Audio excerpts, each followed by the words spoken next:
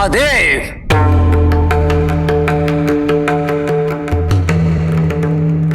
आज आपका कौन सा भक्त संकट में है महादेव? मैं वो देख रहा हूं जो तुम नहीं देख सकते राम। तुम्हारे अंत का आरंभ तो हो ही चुका है और अपनी मृत्यु को और कष्टदायी नहीं बनाना, ये तुम पर निर्भर करता है।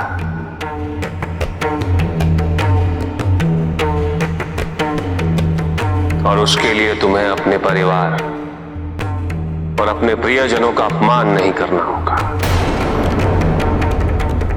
विशेष रूप से अपनी पत्नी का।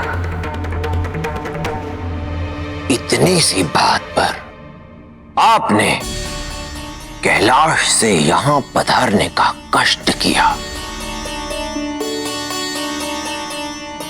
जो महादेव अपने महानतम भक्त के बार बार बुलाने पर भी लंका नहीं पधारे, वो महादेव अन्य भक्तों के बुलाने पर बारंबार लंका पधारने का कष्ट करते।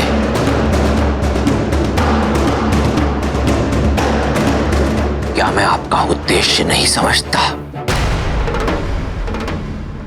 आपका एकमात्र उद्देश्य है मुझे पीड़ा पहुंचाना। परंतु महादेव, आप अपने इस उद्देश्य में कभी सफल नहीं हो पाएंगे।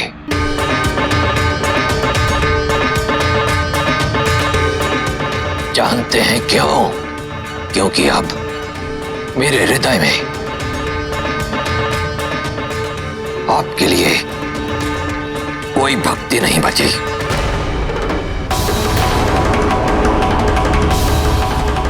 रहा प्रश्न मेरी पत्नी के साथ मेरे आचरण का,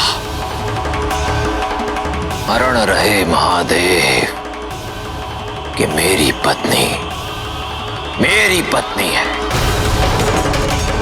उसके और मेरे संबंधों पर टिप्पणी करने का अधिकार ना तो मैंने किसी को दिया है और ना ही मुझे किसी की अनुमति की आवश्यकता है।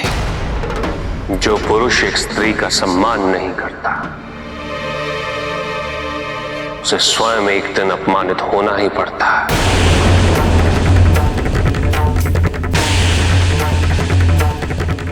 तुम्हें शीघ्र ही इसकी अनुभूति हो जाएगी और तुम्हारे व्यक्तित्व का यही दोष तुम्हें तुम्हारी मृत्यु तक ले जाएगा।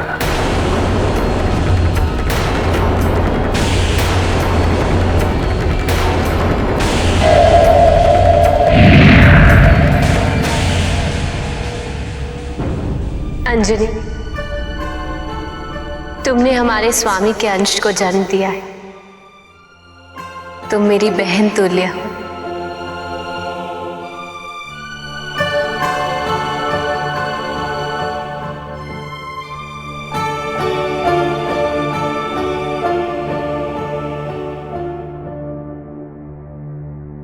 महादेव के आशीर्वाद से मैंने गर्भ धारण किया था।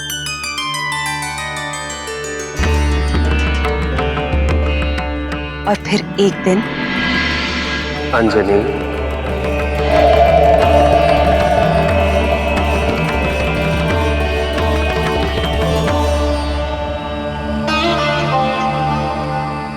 प्रभु, आपका आशीर्वाद फलित हुआ। मेरे इस पुत्र के तेज में आपका दिव्यांश प्रत्यक्ष है।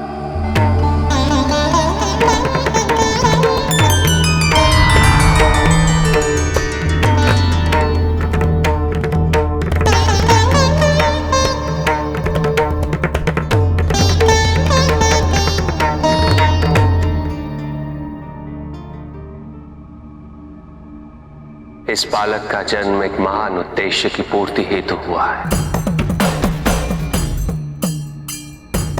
मैं चाहता हूं कि इसके पालन पोषण कभी इस तथ्य का बोझ ना हो कि ये मेरा अंश है।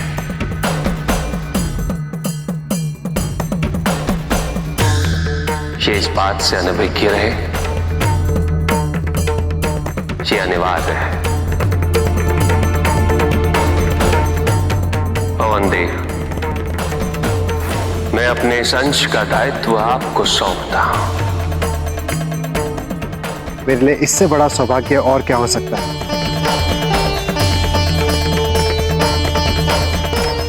यह आज से पवन पुत्र के रूप में जाना जाएगा।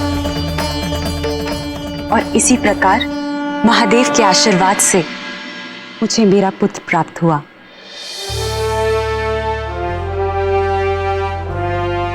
मेरा मारुति, मेरा हनुमान।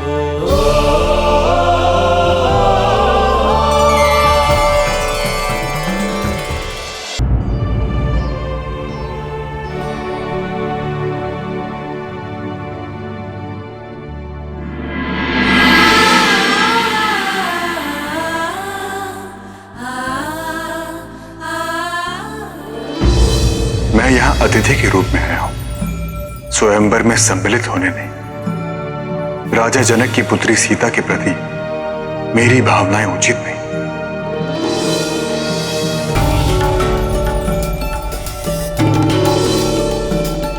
मुझे अपने मन पर नियंत्रण रखना होगा। सीता के विचारों से अपने आप को रिक्त करना होगा। दशरथ पुत्र की मर्यादा का पालन करना होगा। भैया, भैया क्षमा चाहता हूं। क्या मैं आपके इस एकांत से कुछ समय ले सकता हूं? अवश्य। मेरे धनुष की प्रत्यंचा, इसे जिस प्रकार आप बांधते हैं और कोई नहीं बांध सकता भैया।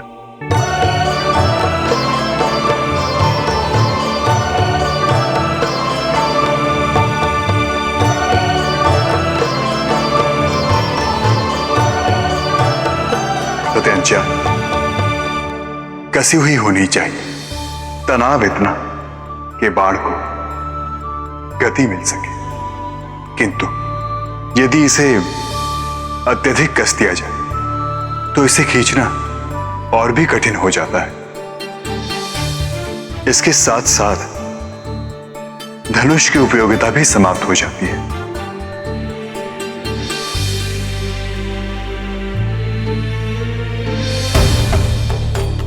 धनुष के दो सिरे जीवन के दो छोर के समान होते हैं।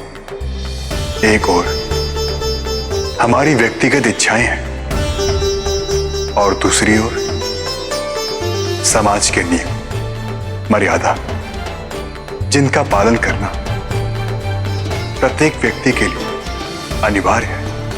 इनके मध्य उचित संतुलन आवश्यक है, जो जीवन को उपयुक्त गति और दिशा प्रदान करता है। इस संतुलन का बोध दायित्व पूर्ति के लिए अति आवश्यक है। प्रभु, धनुष्य यज्ञ में जो भी आपके धनुष में प्रत्यंचा चढ़ाने में सक्षम होंगे, उन्हीं से मेरा विवाह होगा। वो कौन होंगे, इसका मैं चयन कर चुकी हूँ। इसमें कोई दोष तो नहीं है ना? यदि होता तो गौरी माँ अवश्य बता देती। हे प्रभु, आपसे भी निवेदन है, यदि आपको मेरा निर्णय माननीय है तो आप भी अपनी स्वीकृति की अनुभूति मुझे भी होने दें।